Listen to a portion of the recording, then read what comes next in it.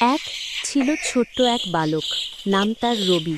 রবি প্রতিদিন তার ছাগলগুলো নিয়ে পাহাড়ে যেত চড়াতে। সেখানে বাতাস বইত, পাখিরা গান গাইত, আর রবি একা একা সময় কাটাত। একদিন বড্ড একঘেয়ে লাগছিল তার। সে ভাবল, চলো একটু মজা করি। তখন সে চিৎকার করে বলল, বাঘ এসেছে, বাঘ এসেছে, সবাই বাঁচাও। গ্রামের লোকজন দৌড়ে পাহাড়ে চলে এলো। তারা লাঠি, দা আর পাথর নিয়ে এলো বাঘ তাড়াতে।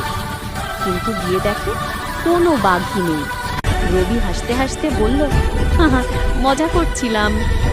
গ্রামের লোকজন রেগে গেল। কেউ আর কিছু বলল না, চুপচাপ চলে গেল। কয়েকদিন পর সত্যি সত্যি একদিন বনে একটা বাঘ এলো।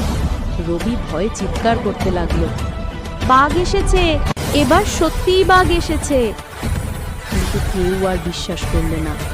সবাই ভাবল, ও তো মজা করছে আবার। বাঘ ছাগলগুলোর উপর ঝাঁপিয়ে পড়ল। রবি প্রাণ ভয়ে দৌড়ে পালালো। সেদিন সে বুঝল, মিথ্যা কথা একবার বললে মানুষ বারবার বিশ্বাস করে না। এক ছিল ছোট্ট এক বালক,